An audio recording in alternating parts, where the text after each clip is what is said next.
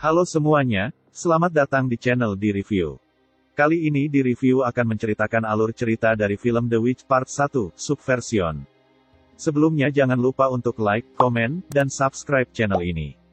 Nyalakan juga lonceng notifikasi untuk update-update terbaru dari kami. Mari kita review. Film ini tayang pada tahun 2018 dengan durasi film 125 menit. Disutradarai oleh Park Hon Joong.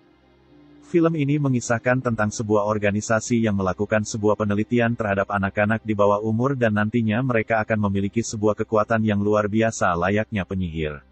Namun, salah satu anak bernama Jae-yoon berhasil melarikan diri dari tempat itu dan membuat Dr. Baek ketua dari organisasi berusaha untuk mencari keberadaan Jae-yoon. Berhasilkah Dr. Baek menemukan Jae-yoon? Dan bagaimana kehidupan Jae-yoon setelah berhasil melarikan diri dari organisasi itu? Berikut ini cerita selengkapnya. Cerita sudah diawali dengan sebuah kekacauan yang terjadi di sebuah tempat penelitian yang diketuai oleh Dr. Baek. Di mana saat itu salah satu anak di penelitian mereka yang bernama Jae-yoon melarikan diri. Mengetahui hal itu, para petugas yang juga dibantu dengan anjing pelacak segera mencari Jae-yoon yang melarikan diri ke arah hutan yang cukup gelap. Beberapa saat kemudian, Dr. Baek yang dibantu oleh Mr. Choi belum berhasil menemukan keberadaan Jae-yoon. Mr. Choi sendiri sebenarnya juga buah hasil eksperimen yang sama seperti yang anak-anak di penelitian tersebut, sehingga sedikit tidaknya ia juga mempunyai kekuatan khusus. Di tempat lain, Jae-yoon terlihat tergeletak di sebuah peternakan sapi setelah lelah saat berusaha untuk melarikan diri. Pemilik peternakan yang bernama Go, melihat Jae-yoon dan langsung membawa Jae-yoon ke rumahnya untuk diperiksa oleh dokter. Dokter pun mengatakan jika Jae-yoon kehilangan ingatannya, sehingga membuatnya lupa dengan umur, bahkan namanya sendiri. Tuan Go dan istrinya pun memutuskan untuk terus merawat Jae-yoon bersama dengan mereka. 10 tahun kemudian, Jae-yoon yang sudah tumbuh remaja sudah terbiasa dengan kegiatannya sebagai anak peternak sapi, karena ayah dan ibunya yang sudah sakit-sakitan. Bahkan, Jae-yoon juga mahir menyetir mobil di usianya saat ini. Bisa dikatakan, kemampuan Jae-yoon di atas rata-rata dari kemampuan remaja seusia dirinya. Saat sedang makan malam, ayah Go mengatakan ingin menjual beberapa sapi miliknya karena dirasa sudah tidak sanggup membeli pakan ternaknya. Hal itu tentu tidak disetujui oleh Jae-yoon karena saat itu harga sapi sedang murah, dan membuat mereka rugi terlalu besar. Sesaat setelah itu, Jae-yoon mencoba menggali informasi tentang penyakit Alzheimer yang diderita oleh ibunya, yang menyebabkan terjadinya penurunan daya ingat dan kemampuan berpikir. Keesokan harinya, Jae-yoon bersama dengan teman dekatnya yaitu Myung-hae, terlihat tengah menunggu bis sekolah datang. Di dalam bis, Myung-hae menunjukkan kepada Jae-yoon ada sebuah kontes ajang pencarian bakat dengan hadiah 500 juta. Myung-hae menyarankan Jae-yoon untuk mengikuti kontes itu, karena dengan uang sebanyak itu Jae-yoon dapat membantu pengobatan ibunya dan membantu peternakan ayahnya yang sedang dilanda krisis. Rayuan Myung-hae pun berhasil, Jae-yoon akhirnya mengikuti kontes itu dan berhasil lolos ke babak selanjutnya. Setelah itu, Jae-yoon, kedua orang tuanya, dan Myung-hae menonton kembali siaran yang menampilan Jae-yoon saat di audisi tadi. Tidak hanya bernyanyi, saat audisi, Jae-yoon juga menampilkan sebuah trik sulap yang membuat kedua orang tuanya khawatir dengan kemampuan yang dimiliki Jae-yoon. Kekhawatiran kedua orang tuanya tentu beralasan, karena orang-orang di sana tidak suka melihat kehadiran orang yang berbeda seperti Jae-yoon. Setelah itu, saat akan tidur, Jae-yoon tiba-tiba merasakan sakit yang luar biasa di kepalanya hingga ia tidak sanggup menahannya. Keesokan harinya, Jae-yoon yang ditemani Myung-hae, pergi ke stasiun kereta karena akan berangkat ke Seoul untuk audisi tahap selanjutnya. Saat sedang di dalam kereta, orang asing yang ada di depan kursi mereka, tiba-tiba tertawa. Orang itu pun berkata jika ia mengenal Jae-yoon bahkan mengetahui jika julukan Jae-yoon adalah Nona Penyihir. Tentu saja Jae-yoon tidak mengenal orang itu, mengingat Jae-yoon yang kehilangan ingatannya sejak ia kecil. Saat orang asing itu mendekatkan telapak tangannya ke kepala Jae-yoon, entah apa yang terjadi tiba-tiba saja Jae-yoon menangis. Tanpa kata-kata, orang itu pun langsung pergi meninggalkan Jae-yoon dan Myung-hae. Orang itu bernama Nobelman, ternyata Nobelman memiliki kekuatan yang sama layaknya Jae-yoon. Terbukti saat ia terlibat perdebatan dengan penumpang lain di kereta, dengan mudahnya ia menewaskan penumpang itu dan langsung membuang tubuhnya hanya dengan satu tangannya.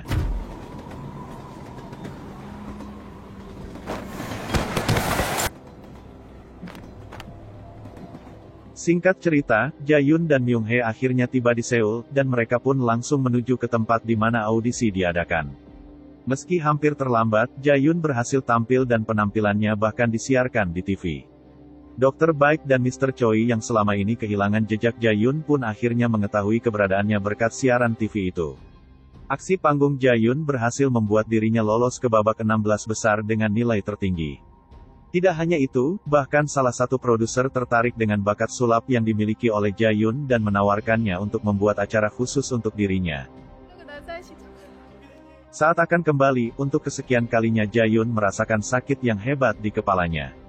Karena seringnya merasakan sakit, ia pun memeriksakan dirinya ke dokter sendirian tanpa Myung-hae.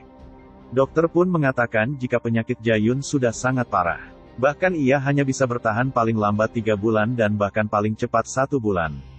Dokter juga menyarankan Jae-yoon agar mencari orang tua kandungnya, guna untuk transplantasi sumsum tulang belakang kepadanya, karena hanya dengan cara itulah ia bisa bertahan hidup. Sebagai teman dekat, Myung-hae pun sangat khawatir dengan keadaan Jae-yoon yang mimisan di dalam toilet saat itu. Tentu saja Myung-hae tidak mengetahui jika Jae-yoon saat ini tengah menderita sakit yang parah. Saat mereka sedang menunggu taksi, tiba-tiba sekelompok orang datang menghampiri mereka. Mereka mengaku dari sebuah agensi dan ingin mengajak Jae-yoon bergabung dengan agensi mereka karena tertarik dengan bakat yang dimiliki oleh Jae-yoon. Melihat penampilan orang-orang tersebut sedikit mencurigakan, Myung-hae langsung menarik tangan Jae-yoon untuk masuk ke dalam taksi. Sesaat setelah kejadian itu, perjalanan mereka pun berlanjut. Mereka berdua kembali menunggu bis untuk bisa sampai ke rumah. Saat itu, Jae-yoon yang sendirian karena ditinggal Myung-hae ke toilet, tiba-tiba kembali bertemu dengan Nobelman. Dengan wajah yang mencurigakan, Nobelman mengisyaratkan dirinya akan pergi ke rumah Jae-yoon untuk menemui ayahnya. Karena khawatir, sontak saja Jae-yoon langsung lari menuju pangkalan taksi untuk mengejar Nobelman yang sudah meninggalkan dirinya. Di rumah Jae-yoon, ayah Myung-hae yang seorang polisi kebetulan datang untuk beristirahat di sana. Di saat yang sama, Jae-yoon dan Myung-hae juga tiba dengan taksi, namun mobil dari Nobelman sudah tidak lagi berada di sana. Melihat lampu rumahnya yang gelap, Jae-yoon lari ke dalam rumah dan ternyata ayah mereka baik-baik saja di dalam rumah dan kebetulan lampu sedang diperbaiki sehingga membuat rumah menjadi gelap. Setelah hujan reda, Myung-hae pun pulang bersama dengan ayahnya. Di tempat lain, Nobelman dan kawan-kawan mendatangi sebuah tempat penelitian. Di sana mereka membunuh semua para ahli genetika dengan sadis. Bahkan mereka membakar orang-orang di sana bersamaan dengan tempat itu. Keesokan harinya, Dr. Baek mengetahui kabar kematian salah satu ahli genetika melalui surat kabar. Ia langsung menemui Mr. Choi dan menyuruhnya untuk berlibur ke Eropa untuk beristirahat. Mr. Choi mengetahui jika Dr. Baek menyuruhnya berlibur bukan tanpa alasan, ia tahu Dr. Baek mempunyai rencana lain untuk mendapatkan Jae-yoon tanpa melibatkan dirinya. Mr. Choi mengatakan jika Jae-yoon adalah monster dan tidak bisa dikontrol. Maka dari itu, Jae-yoon haruslah dibunuh. Setelah itu, Mr. Choi menemui seseorang yang juga terlibat dalam eksperimen yang dilakukan di penelitian. Orang itu mengatakan kepada Mr. Choi untuk membawa kepala Jae-yoon saat membunuhnya. Karena bagaimanapun juga Jae-yoon adalah hasil eksperimen yang berhasil mereka buat. Di tempat lain, Jae-yoon dan keluarganya beserta Myung-hae sedang mengadakan makan malam bersama. Saat sedang makan, ibu Jae-yoon tiba-tiba tidak mengenali anaknya dan Myung-hae akibat dari penyakit yang dideritanya. Di dalam ingatannya, ia menganggap Jae-yoon masih seorang anak kecil dan melihat Jae-yoon yang sedang mencari keberadaan orang tua kandungnya. Agar tidak terus berlanjut, ayah Jae-yoon membawa ibunya untuk masuk ke dalam kamar. Saat tertidur di malam hari, Jae-yoon mengalami mimpi buruk hingga membuatnya lagi-lagi merasakan sakit di kepalanya. Myung-hae pun terbangun namun tidak menyadari Jae-yoon yang menahan rasa sakitnya itu. Tiba-tiba seseorang dengan membawa senjata, datang ke rumah Jae-yoon. Ia yang mendengar ada suara dari luar kamarnya, Jae-yoon pun terbangun. Saat keluar kamar, Jae-yoon sudah ditunggu oleh orang-orang yang ternyata anak buah dari Mr. Choi. Orang-orang itu juga sudah menyandera Myung-hae dengan sebuah pisau. Jae-yoon yang bersikeras mengatakan jika ia bukanlah anak yang mereka cari pun diminta untuk membuktikan kepada mereka. Jika tidak berhasil membuktikan, Myung-hae bisa saja mati di tangan mereka. Di sini Jae-yoon tidak bisa mengontrol diri hingga membuatnya berubah 180 derajat dari Jae-yoon biasanya.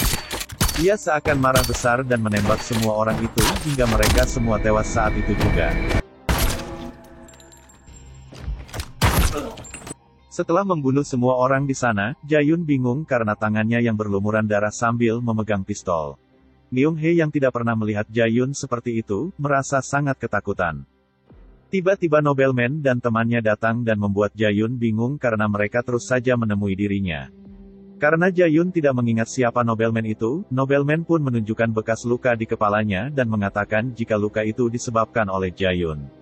Ternyata Nobleman dan Jae-yun adalah anak-anak hasil eksperimen di tempat penelitian yang sama. Untuk membuat ingatan Jae-yun kembali, Nobleman mengajak Jae-yun untuk ikut bersama mereka.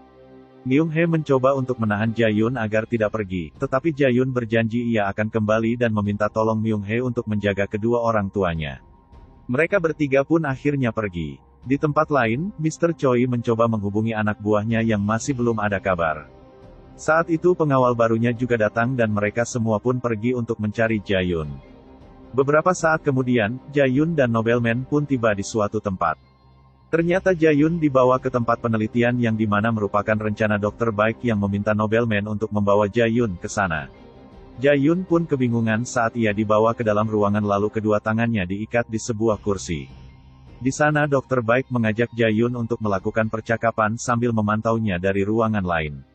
Karena Dr. Baek sudah mengetahui jika Jae-yun kehilangan ingatannya, maka ia memerintahkan petugas yang saat itu berada di ruangan yang sama dengan Jae-yun untuk menyuntikkan suatu cairan di lehernya. Saat disuntikan, Jae-yun pun mulai mengingat di mana ia sedang menjadi bahan eksperimen saat ia masih kecil dan dirinya menjadi eksperimen level 1. Ia bahkan mengingat saat dirinya melarikan diri dari tempat penelitian saat itu. Saat Jae-yun sudah mengingat semuanya, Dr. Baek mulai menjelaskan semuanya. Jadi, Dr. Baek selaku orang yang membuat Jae-yun merasa sangat bangga dengan karyanya karena eksperimen terhadap Jae-yun hampir mendekati sempurna. Kemampuan yang dimiliki Jae-yun jauh lebih baik dibanding anak level 1 lainnya. Tetapi, karena kemampuan yang luar biasa itu, justru membuat para peneliti takut karena situasi menjadi tidak terkendali.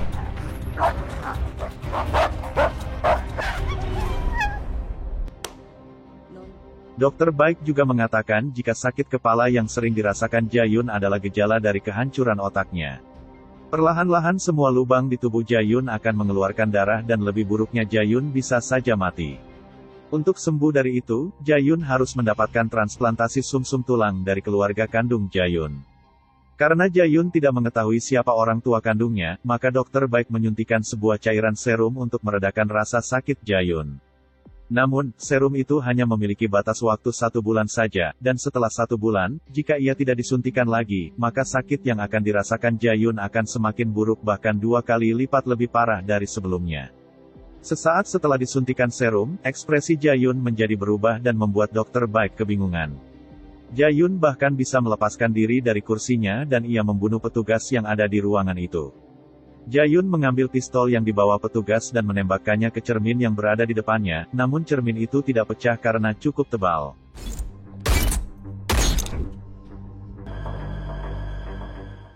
Agar tidak menambah keributan, Dr. Baek memerintahkan petugas lainnya untuk menyemprotkan gas penidur di ruangan Jae-yun.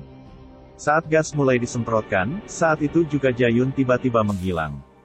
Dr. Baek yang ketakutan, tiba-tiba terkejut karena Jae-yun berhasil masuk ke dalam ruangannya melalui sebuah plafon. Sambil menodongkan pistol ke arah Dr. Baek, Jae-yun berkata jika selama ini ia hanya berpura-pura hilang ingatan.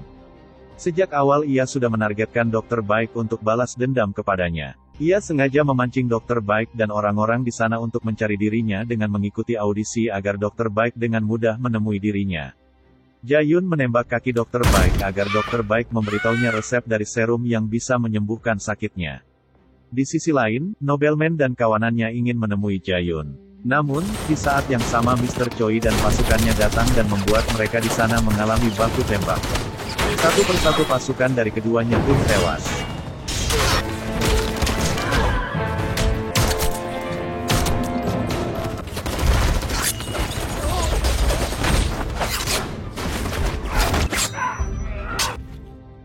Di ruangan lain, Nobleman yang datang menemui Jae-yun langsung menyerangnya hingga terpental dan menghancurkan tembok di sana. Jae-yun membalasnya dengan mencekik Nobleman lalu menyerangnya. Mereka berdua pun bertarung dan membuktikan kekuatan siapa yang terbaik di antara mereka.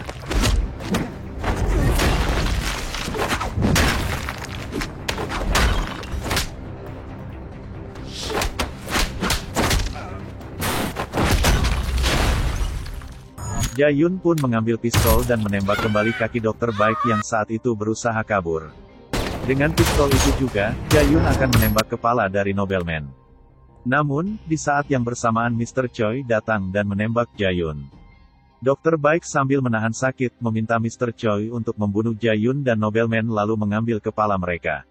Namun sayangnya, Mr. Choi tanpa ragu langsung menembak Dr. Baik hingga ia tewas. Salah satu teman Nobelman yang sudah tertembak ternyata masih hidup dan berbalik menyerang Mr. Choi. Ia menusuk telapak tangan Mr. Choi hingga pisau menembus tangannya. Namun pada akhirnya wanita itu tetap mati karena kalah dari Mr. Choi. Jae-yun yang tiba-tiba berada di belakang Mr. Choi, kembali menyerangnya. Dengan mudah dan hanya dengan kedua tangannya Jae-yun berhasil membunuh Mr. Choi di tempat itu. Setelah itu, Nobelman yang membawa serum yang diinginkan Jae-yun mengatakan jika Jae-yun menginginkan serum itu maka ia harus berhasil mengalahkan dirinya. Ternyata lagi-lagi teman Nobelman masih bisa hidup dan menyerang Jae-yun dari belakang dengan sebuah pisau. Namun untuk kesekian kalinya Jae-yun berhasil mengalahkan wanita itu dan menghancurkan wajahnya hingga tewas. Melihat Jae-yun tertusuk pisau, Nobelman menodongkan pistol ke arah Jae-yun untuk menembaknya. Tetapi, dengan kekuatannya, Jae-yun membuat tubuh Nobelman menjadi kaku sehingga tidak bisa mengarahkan pistol dengan benar ke arahnya. Dengan pisau yang tertancap di perutnya, Jae-yun menusuk Nobelman hingga Nobelman tidak berdaya dan langsung menembaknya. Sesaat setelah itu, Jae-yun akhirnya berhasil mengambil beberapa serum yang ada di sana dan berencana langsung kembali untuk menemui kedua orang tuanya. Sesampainya di sana, Jae-yun sudah mendapati ibunya yang sedang dirawat. Melihat ibunya yang terbaring lemah, Jae-yun memberikan serum yang ia bawa kepada sang ayah untuk diberikan kepada ibunya. Ia memberikan 8 serum dan setiap bulan harus diberikan 1 serum agar keadaan ibu semakin membaik. Sedangkan dirinya sendiri hanya membawa 2 serum sebagai bekalnya untuk pergi. Sebelum pergi ayahnya pun meminta agar Jae-yun menjaga dirinya dengan baik. Di tempat itu juga, Myung-hae yang kebetulan sedang mengobati luka di lehernya tidak sengaja bertemu dengan Jae-yun. Jae-yun pun berpamitan dengan Myung-hae kemudian pergi. 3 bulan kemudian, Jae-yun menemui seseorang yang mirip dengan Dr. Baek. Ternyata ia adalah adik dari Dr. Baek dan juga ibu kandung dari Jae-yun.